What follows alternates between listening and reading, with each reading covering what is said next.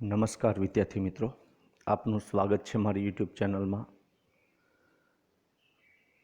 વર્તમાન સમય અને વર્તમાન પરિસ્થિતિ હંમેશા કંઈક નવું શીખવવા માટે મિત્રો આવતી હોય છે. ઘણીવાર આપણે એવું કહીએ છીએ કે સમય સારો નથી, સમય આપણો નથી, અપના ટાઈમ આયેગા. બરાબર, પણ મિત્રો ટાઈમ ત્યારે જ આવે જ્યારે તમે ટાઈમનો યોગ્ય ઉપયોગ કરો. સમય અને સંજોગોની સાથે જેણે પોતાના જીવનમાં બદલાવ નથી લાવી શક્યા, એ લોકો મિત્રો ફેંકાઈ ગયા છે. હમણાં જ વર્તમાન પત્રની અંદર એક ફોટો જોતો હતો અને એમાં લખ્યું હતું કે હાર માને એ સુરતી નહીં. બરાબર, કે સુરતના લોકો અત્યારની પરિસ્થિતિ પ્રમાણે ધંધા રોજગાર બંધ છે, પોતે જે ઉત્પાદન કરે છે એ બજારમાં વેચી નથી શકતા, તો પોતાના ઘરે ચલાવતી 4 વ્હીલ એની અંદર જ દુકાન શરૂ કરી દીધી અને અલગ અલગ જગ્યાએ જઈને એ વસ્તુ વેચવાનું શરૂ કરી દીધું. આ ઉપરાંત તમે જુઓ છો કે ઘણી બધી બાબતો એવી હોય છે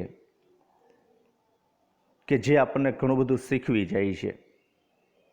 આપણે ફેમિલીને ટાઈમ નહોતા આપતા, બાળકો સાથે ટાઈમ નહોતા સ્પેન્ડ કરી શકતા, પૈસા કમાવા પાછળ આપણે એટલી બધી દોડ મૂકી હતી કે પૈસાનો યોગ્ય ઉપયોગ નહોતા કરી શકતા. બસ બાહ્ય દેખાવની જ જિંદગી હતી, બાકી કંઈ નહોતું. એની બદલે આપણને શીખ્યું કે ભાઈ બાહ્ય દેખાવ છે એ જિંદગી નથી, માત્ર પૈસા કમાવા જ એ જિંદગી નથી, પણ એ સિવાય પણ ઘણી બધી તમારી જવાબદારીઓ છે. બાળકો પ્રત્યેની, તમારી પત્ની પ્રત્યેની, માતા પિતા પ્રત્યેની, આ બધી ફરજો પણ તમે પૂર્ણ કરો, એ આજના સમયે આપણને શીખવું છે. બરાબર, કારણ કે આ બધી વાત એટલે કરી રહ્યો છું કે આપણે લાઈવ નથી મળતા.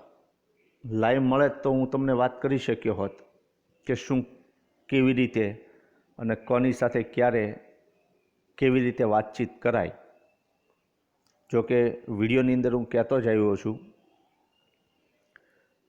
એમ છતાં ગયા વિડીયો લેક્ચરની અંદર આપણે જે વાત કરી હતી કે જેની અંદર આપણે નેતૃત્વના ગુણોની વાત કરી હતી અને માહિતી સંચારની જે 6 પદ્ધતિઓ છે એને સમજવાનો પ્રયત્ન કર્યો હતો. અને એમાં નેતૃત્વના જે ગુણો છે એ નેતૃત્વના ગુણો એ દરેક વ્યક્તિમાં હોવા જોઈએ, એની વાત પણ મેં તમને ગયા વિડીયો લેક્ચરની અંદર કરી હતી. બરાબર છે. આજે આપણે વાત કરવી છે ત્યાંથી આગળ, કારણ કે ગયા વિડીયો લેક્ચરની અંદર આપણે 2 મુદ્દાસર પ્રશ્નોની ચર્ચા કરી હતી. આજે ત્રીજો મુદ્દો જોવો છે કે વૈધિક માહિતી સંચારનો અર્થ આપી તેના લક્ષણો સમજાવો, લક્ષણો જણાવો. તો મિત્રો, વૈધિક માહિતી સંચાર એટલે શું? તમે ભણીને એવા કે નીતિ નિયમો પ્રમાણે જે માહિતી સંચાર થાય એને શું કહેશું? વૈધિક માહિતી સંચાર. લેખિતમાં અને જે તે વ્યક્તિની જવાબદારી ઊભી કરે એવા માહિતી સંચારને કેવું કહેવાય? વૈધિક માહિતી સંચાર કહેવાય. તો એનો અર્થ જોઈએ. જો 3 માર્કનો પ્રશ્ન છે એટલે પ્રસ્તાવનાને કોઈ અવકાશ નથી. લખો તો વેલ એન્ડ ગુડ, બાકી લખવાની કંઈ જરૂર છે નહીં. અને આ પ્રશ્ન એ તમારા માટે અગત્યનો છે. જે માહિતી સંચાર ધંધાના ઉદ્દેશો સિદ્ધ કરવા માટે વ્યવસ્થા તંત્રના નીતિ નિયમો ઉપર આધારિત હોય તેને વૈધિક કે ઔપચારિક માહિતી સંચાર કહે છે. મિત્રો, વ્યવસ્થા તંત્રના નીતિ નિયમોને આધારિત હોય, જે વ્યવસ્થા ગોઠવણી છે, જે આયોજન થયેલું છે, જે ગોઠવણ થયેલી છે, એને આધારે આપણા ઉદ્દેશો સિદ્ધ કરવા માટે જે વાતચીત કરવામાં આવે, જે માર્ગદર્શન આપવામાં આવે, જે દોરવણી આપવામાં આવે, એ એટલે વૈધિક માહિતી સંચાર. અને વૈદિક માહિતી સંચારથી જ મિત્રો 80% કામ થાય છે. કારણ કે જો ધંધાના ઉદ્દેશો પૂર્ણ કરવા માટે નીતિ નિયમોનું કોઈ લેખિત માળખું ન હોય તો મિત્રો નવા આવતા કર્મચારીઓને, વર્તમાન કર્મચારીઓને કામ કેવી રીતે કરવાનું છે એ આપણે સમજાવી શકતા નથી. લક્ષણોની વાત કરીએ તો પહેલું કીધું છે, આ માહિતી સંચારની વ્યવસ્થા ઉપરી અધિકારી અને કર્મચારીઓ વચ્ચે વૈધિક રીતે ગોઠવાયેલી હોય છે. વૈધિક એટલે શું? આપણે વ્યવસ્થા તંત્ર ભણીને આવ્યા છીએ. વૈધિક અને અવૈધિક, બરાબર? તો જેનું માળખું પહેલેથી નક્કી હોય, જે બાબતો પહેલેથી નક્કી છે, જે બાબતોની તમારી પાસે લેખિત નોંધ છે, આ તમામે તમામ બાબતો ઉપરી અધિકારી અને તમારા કર્મચારીઓ વચ્ચે થયેલી એક માહિતી સંચારનો એક અંશ છે, જેને આપણે વૈધિક માહિતી સંચાર તરીકે ઓળખીએ છીએ. તેનો ઉદ્દેશ સ્પષ્ટપણે અંકુશ અને સંકલનનો હોય છે. મિત્રો, નીતિ નિયમો હોય છે દાના માટે. સંકલન એટલે શું? એકબીજાને સહકાર આપવા, એકબીજા સાથે હળીમળીને કામ કરવું. કારણ કે જ્યાં સુધી સહકાર નહીં હોય ત્યાં સુધી કોઈ કાર્ય નહીં થાય. અને અંકુશ, એમ અંકુશ નથી રાખવો, આમ ગળાપચી નથી દબાવવાની કે નહીં તારે નથી જ કરવાનું એમ. પણ જે ઉદ્દેશની વિરુદ્ધમાં જાય છે એવી પ્રવૃત્તિ ઉપર શું રાખવાનું છે? અંકુશ રાખવાનું છે. જે આપણા ઉદ્દેશો સિદ્ધ ન કરે એવી બાબતો પર અંકુશ રાખવાનો છે. કારણ કે કંપનીની અંદર ઘણા બધા કર્મચારીઓ હોય છે, એમાંથી 20% કર્મચારીઓ જ કંપનીને વફાદાર હોય છે. બાકીનાને આપણે વફાદાર બનાવવાના છે, અને વફાદાર બનાવવા માટે આ અંકુશ જરૂરી છે. આ માહિતી સંચાર મહદ અંશે લેખિત સ્વરૂપનું હોય છે. આવા માહિતી સંચારનો સ્વીકાર વ્યવસ્થા તંત્રની એક નીતિ તરીકે થાય છે. આપણે હમણાં જ ભણીને આવ્યા કે જે પ્રકારે વ્યવસ્થા તંત્ર ગોઠવાયેલું હોય, જે પ્રકારે એ વ્યવસ્થા મુજબ કાર્ય કરવાનું હોય, એ કાર્યનો એક અંશ એટલે વૈધિક માહિતી સંચાર. તમારે ઉપરી અધિકારી દ્વારા અપાયેલા સૂચનો છે એને તમારે નીચલા કર્મચારીઓ સુધી લઈ જવા હોય, કંપનીએ કરેલા નીતિ નિયમોમાં ફેરફાર વિશેની માહિતી તમારે તમારા કર્મચારીઓને આપવાની હોય, તો એ બધી બાબતો છે એ આ વૈધિક માહિતી સંચારની અંદર આવતી હોય છે. આ માહિતી સંચાર વ્યવસ્થા તંત્રના માળખાને આધારિત હોય છે. અને આ માળખું તમે કેવી રીતે ગોઠવ્યું છે એને આધારે નક્કી થતું હોય છે. આમ આ માહિતી સંચાર વ્યવસ્થા તંત્રના માળખાને અનુરૂપ હોય છે. જે રીતે તમે વ્યવસ્થા તંત્ર ગોઠવ્યું હોય, જે રીતે તમારું આયોજન હોય, એ મુજબ માહિતી સંચાર ઉપરથી નીચે તરફ આવતું હોય છે. આ માહિતી સંચાર ધંધાના ઉદ્દેશોની સિદ્ધિ અર્થે કામ કરે છે. અને તો જ મિત્રો નિયમોથી કામ થાય. નિયમો ન હોય તો કંઈ ન થાય. એટલે જીવનમાં પણ તમારે અમુક નિયમો તો બનાવવા જ પડે. આ વળગી ન રહેવું પડે. નિયમો જરૂરી છે, પણ વળગી રહી ખોટું. કારણ કે સમય અને સંજોગ પ્રમાણે શું કરવું પડે? પરિવર્તન લાવવું પડે. આ માહિતી સંચાર સમજવામાં સરળ અને સ્પષ્ટ હોય છે. મિત્રો, તમે અક્ષય કુમારનો એક ડાયલોગ છે,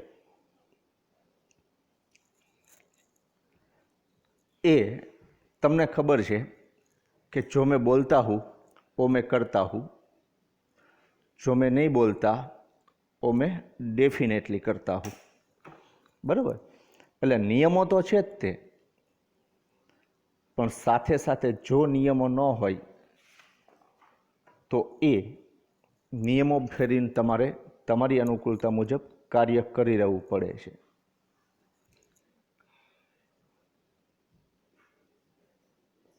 અન્ય વિગતો વૈધિક માહિતી સંચારની. આ માહિતી કોણ કોને મોકલશે તે અગાઉથી જ નક્કી હોય છે. આ માહિતી કયા સ્વરૂપમાં મોકલવામાં આવશે એ પણ નિશ્ચિત હોય છે. આ માહિતી કોણ કોને મોકલશે એને આધારે કેવી રીતે મોકલવાની છે, મૌખિક મોકલવી છે, લેખિતમાં, પત્ર દ્વારા કે તાલીમ એટલે કે મીટિંગ બોલાવીને કેવી રીતે એ મોકલવાની છે એ પણ આમાં નિશ્ચિત હોય છે.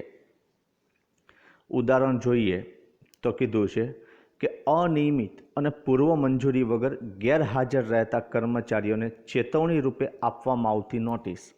તમે એસપીમાં ભણીને આવ્યા ને કે ભાઈ ગેરહાજર હોય, આપણે સ્કૂલમાં આટા મારતા હોઈએ, બરાબર? એવું જ છે ને. અને ઘણીવાર એવું બને કે નોટિસ એ પણ દ્વિમાર્ગી પ્રક્રિયા છે. ઉપરી અધિકારી નીચલા કર્મચારીને અને નીચલો કર્મચારી ઉપરી અધિકારીને આપી શકે, અને બંનેના ઉદાહરણ સ્વરૂપના પત્રો તમે એસપીની અંદર જોઈને આવ્યા છો. ઘણા કર્મચારીઓ એવા હોય કે જેને રજા આપો તોય જવાનું મન ન થાય, અને ઘણા કર્મચારીઓ એવા છે કે જાણે નહીં કરવાની. આપણે કર્મચારીને બઢતી કે બદલી માટે ઉપરી અધિકારી તરફથી આપવામાં આવતો લેખિત હુકમ આ પણ વૈધિક માહિતી સંચાર છે. અને હમણાં જ આપણે લખાણોમાં ભણીને આવ્યા કે વૈધિક માહિતી સંચાર મોટાભાગે લેખિત સ્વરૂપનું હોય છે. એની પછીનો પ્રશ્ન છે અવૈધિક માહિતી સંચારનો અર્થ આપી તેના લક્ષણો જણાવો. મિત્રો, વૈધિક એટલે કાયદાકીય નીતિ નિયમો પ્રમાણે, તો અવૈધિક એટલે શું? નીતિ નિયમો તો ન્યાય હોય પણ સમજીને, એનું કોઈ લેખિત માળખું હોતું નથી. જેટલા તમે તમારી જાતને સમજાવો, જેટલા તમે તમારી જાતમાં કાર્ય પ્રત્યેની નિષ્ઠા લાવો, એટલે ઓટોમેટિક વૈધિકનું અવૈધિક માહિતી સંચાર બનતું જાય છે. અમે વિડીયો બનાવીએ છીએ, જોઈએ છીએ કે ઘણા વિદ્યાર્થીઓ ખાલી વિડીયો ઓપન કરીને મૂકી દે છે, અને ઘણા વિદ્યાર્થીઓ એ પણ તસદી નથી લેતા. જે માહિતી સંચાર વ્યવસ્થા તંત્રમાં કામ કરતા કર્મચારીઓ વચ્ચેના માનવીય સંબંધો અને મિત્રતા ઉપર આધારિત હોય તેને અવૈધિક માહિતી સંચાર કહે છે.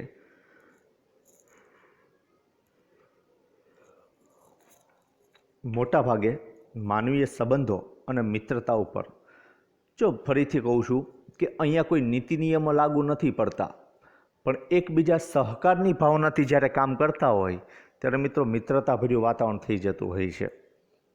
અને જે જગ્યાએ મિત્રતાભર્યું વાતાવરણ હોય તે મિત્રો કાયદાકીય બાબતોને લાવીને એ વાતાવરણ વીખવાનો કોઈ દી પ્રયત્ન ન કરે. હા, જો કામ વ્યવસ્થિત ન થતું હોય તો તમારે મિત્રતાને વીખવી પડે, તો એ સંબંધોને અટકાવી દેવા પડે. અને એટલે જ આપણે વાંચવામાં એવું કહીએ ને કે એકલા કરતાં બે મિત્રો હોય, બે બેનપણીઓ હોય તો વાંચવાની વધારે મજા આવે. પણ જો વાંચતા હોય તો આવીને પછી સિરિયલની જ વાતો થતી હોય, આવ્યા પછી ફિલ્મની જ વાતો થતી હોય, ક્યાં ફરવા જશું એની જ વાતો થતી હોય, તો એ બંનેને અલગ પાડી દેવા પડે. એમ અહીંયા મિત્રતા ભર્યા વાતાવરણની અંદર માનવીય સંબંધોને આધારે જે કાર્ય થાય છે એ અવૈધિક માહિતી સંચાર તરીકે ઓળખાય છે. એના લક્ષણોની વાત કરીએ તો પહેલું, માનવ સંબંધો ઉપર આધારિત હોય છે. મિત્રો, કંપનીમાં આવો ત્યારે પહેલાં વૈધિક માહિતી સંચારનો જ સામનો કરવો પડે, પણ જેમ જેમ તમે કંપનીમાં કામ કરતા જાઓ એમ વૈધિકમાંથી અવૈધિક તરફ તમે પ્રયાણ કરો છો. કારણ કે કામ કરતા જે સાથી કર્મચારીઓ છે એની સાથે ધીમે ધીમે તમારું મિત્રતાભર્યું વાતાવરણ થાય છે. એકબીજાના કાર્યથી સહકારથી કરો છો અને પરિણામે અવૈધિક માહિતી સંચાર છે એ તમારા સંબંધો ઉપર આધારિત હોય છે. આદેશ કે અંકુશની જરૂરિયાત હોતી નથી. આદેશ કોને આપવો પડે? જે કાર્ય નથી કરતા એને. પણ જે પોતાનું કાર્ય સમયસર કરે છે, જે આપવામાં આવેલું કાર્ય બીજા કરતાં સારી ઝડપે કરે છે અને એકબીજાના સહકારથી કરે છે, ત્યાં મિત્રો અંકુશ કે આદેશ આપવાની જરૂરિયાત હોતી નથી. મૌખિક કે સાંકેતિક ભાષામાં તેને સમજાવી શકાય છે, કારણ કે આ માહિતી સંચાર લેખિત હોતું નથી. તમે એને સમજાવી શકો આની બદલે આવી રીતે કરી શકાય, ઝડપથી કાર્ય કરો, ગુણવત્તામાં સુધારો કરો, આવી બધી બાબતો છે એ તેને તમે સમજાવી શકો છો. જો આપણા ઘરે જે વાતાવરણ છે એ જ પ્રકારનું વાતાવરણ અહીંયા જોવા મળે છે, કારણ કે મૌખિક અને સાંકેતિક ભાષાનો ઉપયોગ આપણા ઘરે જ્યારે કોઈ મહેમાનો આવ્યા હોય ત્યારે આપણે વધારે કરતા હોઈએ.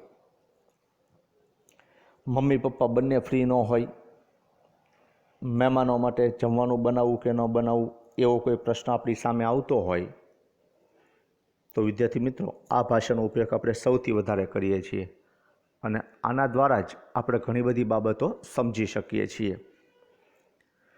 મિત્રતા ઉપર આધારિત છે, કારણ કે માનવીય સંબંધો છે અને બે માનવી જ્યાં ભેગા થાય એ લાંબો સમય સુધી દુશ્મનાવટ રહી શકતા નથી.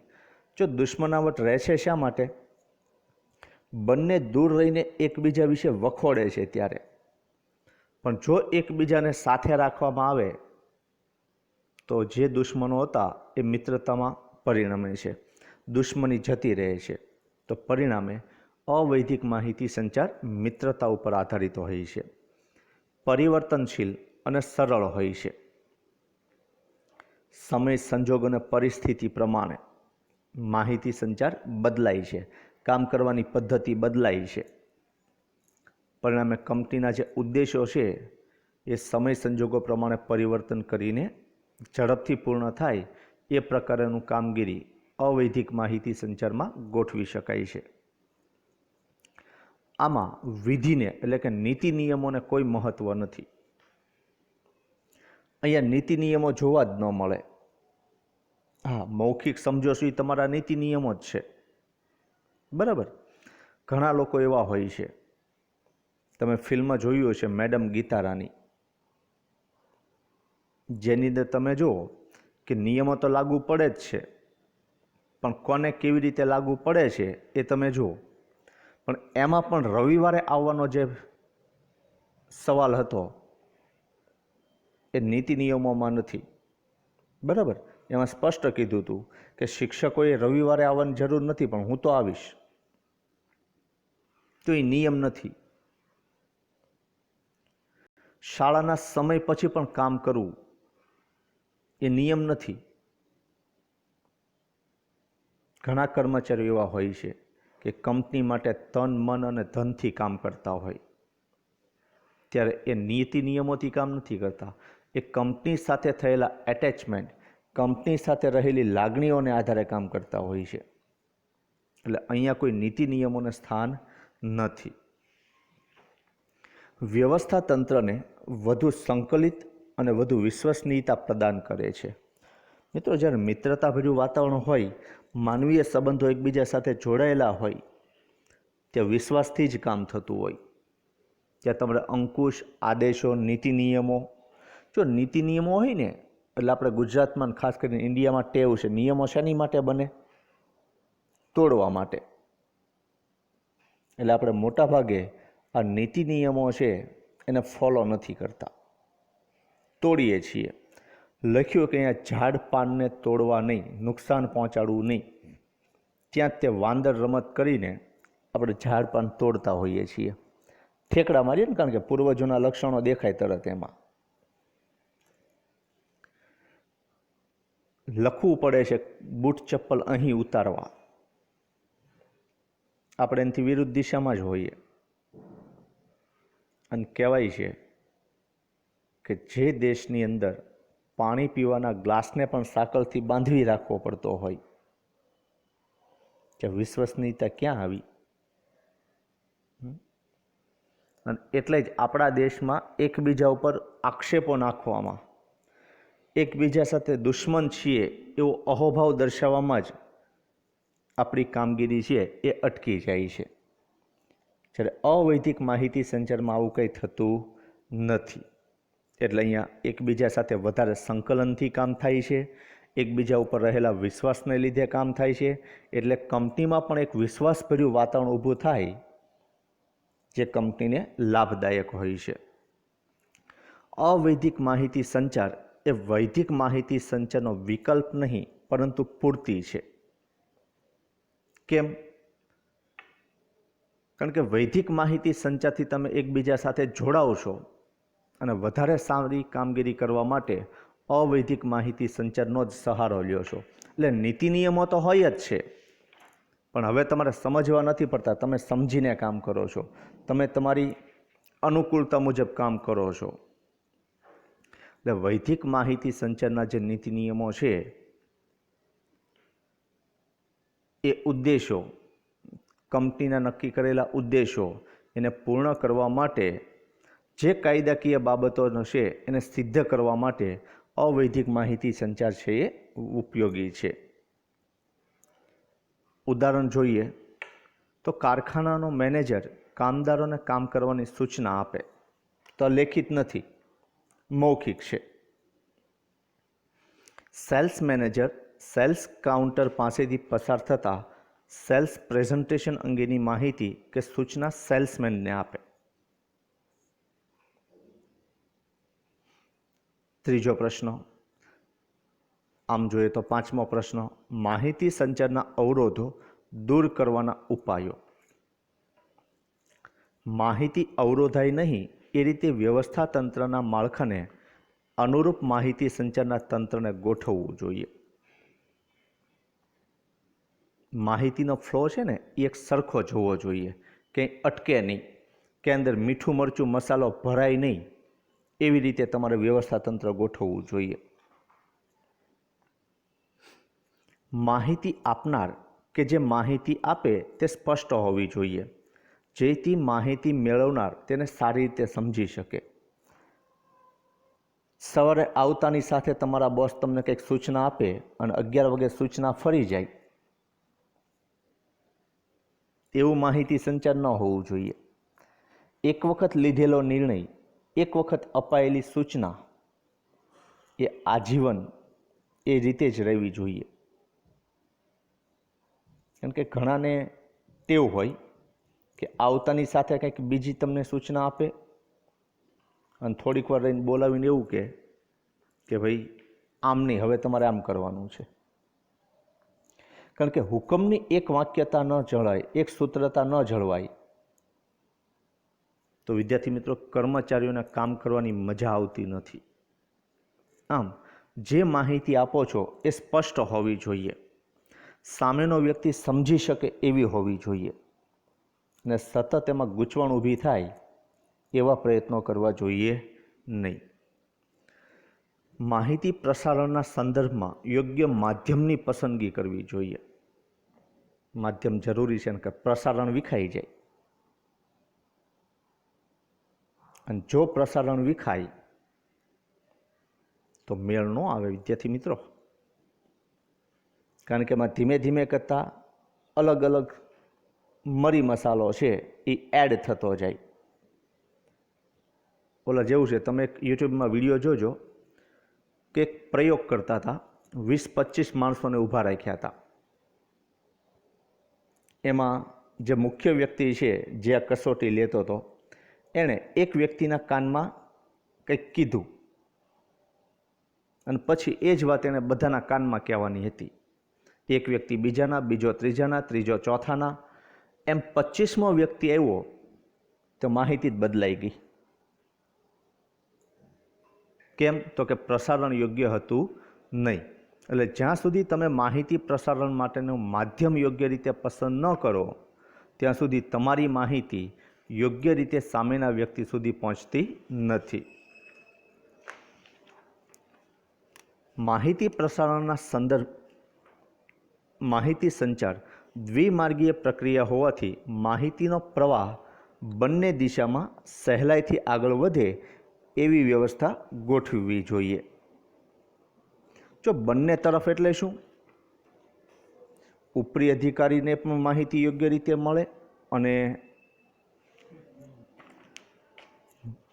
નીચલા કર્મચારીને પણ એ માહિતી જે મોકલવાની છે એ સારામાં સારી રીતે મળી શકે અને સામેનો વ્યક્તિ સમજી શકે એવી વ્યવસ્થા ગોઠવવી જોઈએ. એટલે માહિતીનો પ્રવાહ બંને દિશામાં, ઉપરથી નીચે તરફ અને નીચેથી ઉપર તરફ. તેમાં બંને પક્ષો વચ્ચે પરસ્પર શ્રદ્ધા અને સહકારની ભાવના આવશ્યક છે. માહિતી પહોંચાડવાના વિવિધ સ્થાનો વચ્ચે માહિતી વહન રેખાઓ બને એટલી ટૂંકી હોવી જોઈએ. જેટલી આ વહન રેખાઓ વધુ એટલી માહિતી બદલાઈ જવાની શક્યતા વધે છે. ટૂંકી હોવી જોઈએ જેથી માહિતીનો પ્રવાહ અટકી કે અવરોધાય નહીં. મિત્રો, જેટલી ચેનલ મોટી બને ને એટલું કામ ઓછું થાય, એટલી કામ ઝડપ ઓછી આવે. માહિતી સંચાર વ્યવસ્થા ઝડપી હોવી જોઈએ. માહિતી સંચારની પ્રવૃત્તિ હેતુલક્ષી હોવી જોઈએ. એની વગર મિત્રો વાત થઈ આપણે કે જો કોઈ ઉદ્દેશ ન હોય, જો કોઈ કાર્ય ન હોય તો બને ત્યાં સુધી ખોટી સલાહો આપવી નહીં, ખોટી કામગીરી કોઈને ચીંધવી નહીં. એનું કારણ છે કે દરેક વ્યક્તિને ખબર જ છે કે એણે ક્યારે શું કરવાનું છે.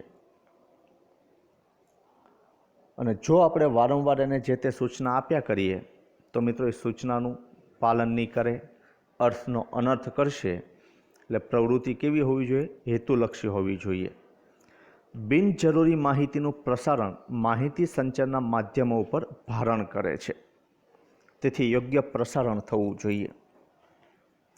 અને વાત એ સાચી છે કે જો તમે બિનજરૂરી માહિતી વારંવાર આપ્યા કરો તો જરૂરી માહિતી છે એનું યોગ્ય વહન થાય નહીં. અને સમયાંતરે એ માહિતીના મૂલ્યાંકન કરવું જોઈએ અને મૂલ્યાંકન કર્યા પછી જરૂર જણાય એવા ફેરફારો કરવા જોઈએ. અને જો ફેરફારો કરવામાં ન આવે તો વિદ્યાર્થી મિત્રો કામ અટકી જાય છે, આપણા ઉદ્દેશો પૂર્ણ થતા નથી. માહિતીમાં સ્વાર્થ કે અંગત હિત ન હોવું જોઈએ. અને વાત એ સાચી છે કે ન જ હોવું જોઈએ, કારણ કે જો તમે સ્વાર્થ વૃત્તિ લાવો તો ઘણીવાર યોગ્ય કર્મચારી છે એને અન્યાય થાય અને ઘણીવાર લાયક ન હોય એવા કર્મચારીઓને ફાયદો થઈ જાય છે. નિર્ણય લેતી વખતે તમે કંપનીનો વિચાર કર્યા વગર તમારો વિચાર કરીને જો આગળ વધો તો મિત્રો એ કંપની માટે નુકસાનકારક છે અને અંતે એ આપણા માટે નુકસાનકારક છે. વિકલ્પો તમારે જોવાના છે. દોરવણીની માત્રા કઈ સપાટીએ વધુ હોય છે? દોરવણીના કયા તત્વોમાં દેખરેખ, નિયમન અને વિશ્લેષણનો સમાવેશ થાય છે? પ્રોત્સાહન આપી અપેક્ષિત ધ્યેય પ્રાપ્તિ કરવાની પ્રક્રિયાને શું કહેવાય? નીચેના પૈકી કયું પ્રોત્સાહન નાણાકીય છે? નેતૃત્વના અમલ માટે શાનું અસ્તિત્વ જરૂરી છે? એક વ્યક્તિ દ્વારા બીજી વ્યક્તિને સ્પષ્ટ અને અકબંધ સ્વરૂપમાં માહિતી પહોંચાડવાની પ્રક્રિયાને શું કહેવાય? તળ સપાટી અહેવાલ સ્વરૂપે ઉચ્ચ સપાટીને માહિતી મોકલે એને શું કહેવાય? અવૈધિક માહિતી સંચાર કયા સ્વરૂપે વધુ હોય છે? ઉચ્ચ સપાટી અને કામદારો વચ્ચે કોણ મહત્વનું સ્થાન ધરાવે છે? તો મિત્રો આજના વિડીયો લેક્ચરની અંદર એટલું રાખીએ છીએ અને દર વખતની જેમ બંધ કબાટમાં પુસ્તકે આત્મહત્યા કરી ને ચિઠ્ઠીમાં લખ્યું મોબાઈલના ત્રાસથી.